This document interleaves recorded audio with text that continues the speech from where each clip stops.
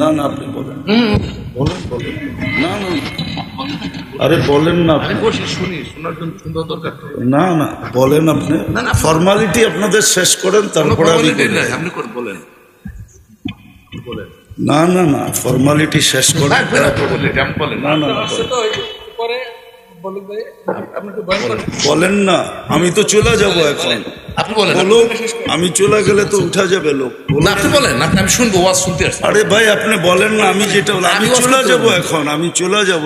বলেন, আপনি বলে চলে যান, আমি চলে যাব। আপনি যতক্ষণ ওয়াজ করবেন আমি ততক্ষণ বসবো। না আমার সময় শেষ, আমার সময়টা শেষ। আপনি বলেন। মিলন ভাই চলে গেলে লোক চলে যাবে।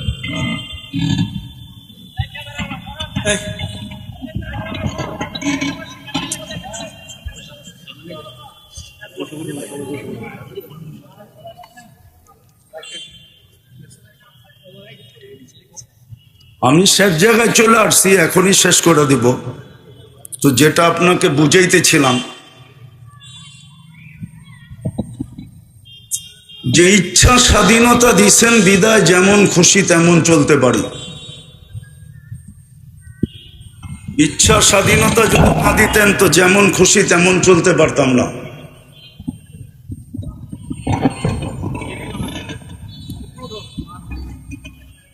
লাগবে না লাগবে না, আর করতে হইব না, সরো এখান থেকে। অতীত 15 বছর তো দেখে আইলাম, সারাদিন যতক্ষণ তেল মারছে অতক্ষণ আল্লাহ আল্লাহ করলে সবগুলা কুতুব হয়ে যেত। সারা দিনে তো একবার আল্লাহ আল্লাহ করে নাই। দেখলাম তো মিডিয়াওয়ালাদেরকে তেল মারতে মারতে তেলের দাম বাড়ায় দিল। এখন আবার স্বৈরাচার বলতে বলতে গলা শুকায় দেয়, একটু পরে পরেই দেখি আবার পানিও খায়। মিডিয়া দেখেন না পানি খেতে? এটার নামই তো দুনিয়া। জমিন তো এটাই বলে, অনুমতি দেন না সাইজ করি, দেখি কোন কোয়ালিটির। শুধু জমিন বলে না, কুল্লা ইয়াউমিন ওয়াল বাহরু ইস্তাযিনু রাব্বা, সমুদ্র বলে আল্লাহ অনুমতি দেন না সাইজ করি। সব তো আপনার ভোগ করে। অস্তিত্বটা কে দিছে? আপনার ভিতরে কোয়ালিটি কে রাখছে? মেধা কে দিছে? যোগ্যতা কে দিছে? লালন পালন কে করে? কয়বার আল্লাহ বলি? সব আল্লাহর দেওয়া, আল্লাহই করে। রাগ হয়ে যাবেন বললে তো, রাগ হয়ে যাবেন বলবো। অতীত 15 বছর একটা কথাই বলছেন, আল্লাহ নামাইলে নামবো, নাইলে কারো নামানোর ক্ষমতা নাই। কিন্তু আল্লাহ ওই ল্যাংটা পোলা পান্ডে দিয়ে নামায় দেখায় দিছে। একটু বোঝেন, মাথার ব্রেন দিয়ে কাজ করেন। ছাত্র কি এটি তো ল্যাংটা, ঠিক না? ছাত্র তো এখনো লঙ্গি খুললে কেউ কিছু বলে না, ঠিক না? ছাত্র তো, ঠিক না?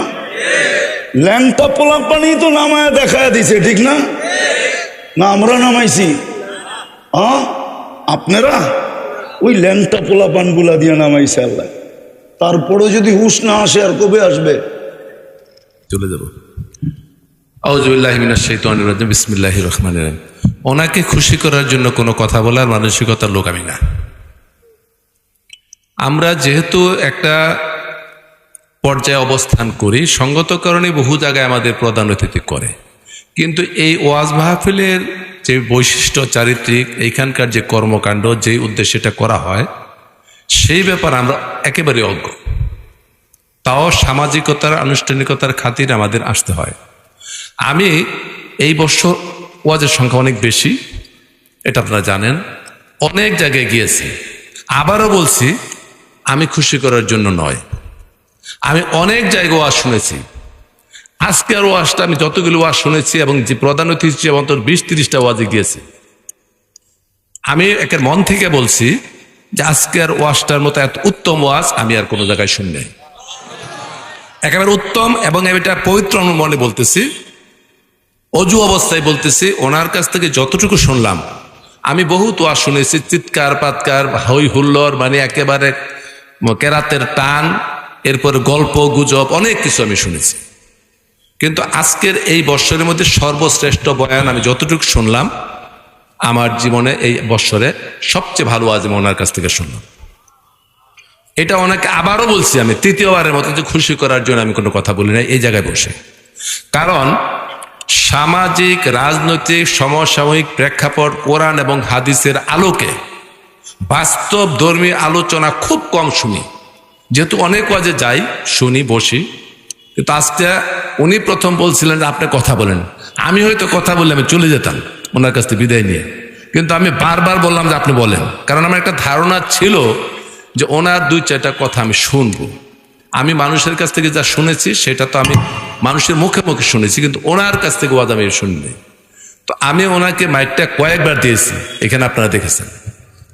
আমি দেওয়াটা আমার সার্থক হয়েছে। আমি মনে করি শুধু এইখানে না, যারাই ওয়াজ যেখানে করবেন এই জাতীয় আলোচনা করলে মানুষ কিছুটা বোধগম্য হবে, হুশ হবে এবং আমল করার জন্য মানুষের মনের একাগ্রতা বাড়বে।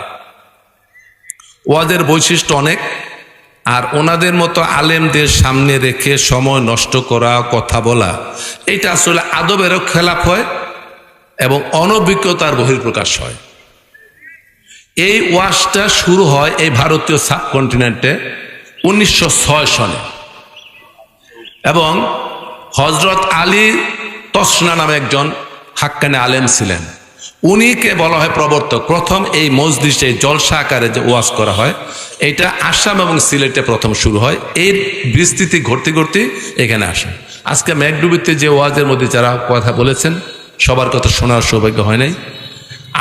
উনি কয়েকটি দিক নির্দেশনামূলক কথা বলেছেন, যেটার থেকে রাজনীতিবিদ হোক, ব্যবসায়ী হোক, আর যাই হোক, যে যে পেশায় আছি না কেন, আমরা প্রত্যেকের শিক্ষণীয় অনেক কিছু আছে।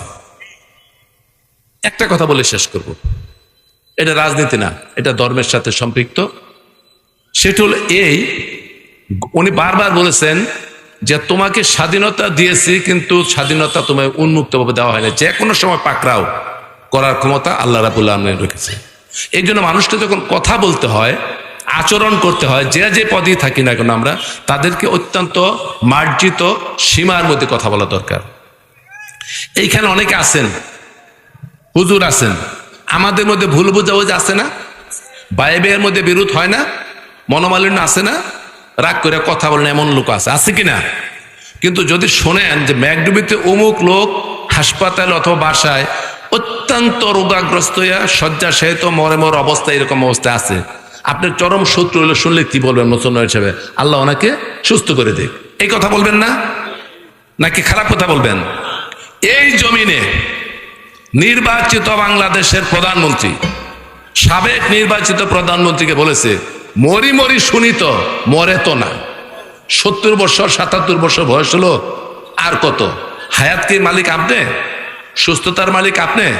আপনি এই সিংহাসনে বসে এমপি হই, সাবেক ছিলাম, মন্ত্রী হই, মেম্বার হই, চেয়ারম্যান হই, মেয়র হই, খামোশ। সীমারেখা লঙ্ঘন করে কথা বললে আল্লাহ পছন্দ করেন না, এবং অহংকার এবং হিংসা করে কথা বললে তার পতন অনিবার্য। উনি বলেছেন যে ন্যাংটা পোলাপান দিয়ে দেখিয়ে দিয়েছে, তাই না?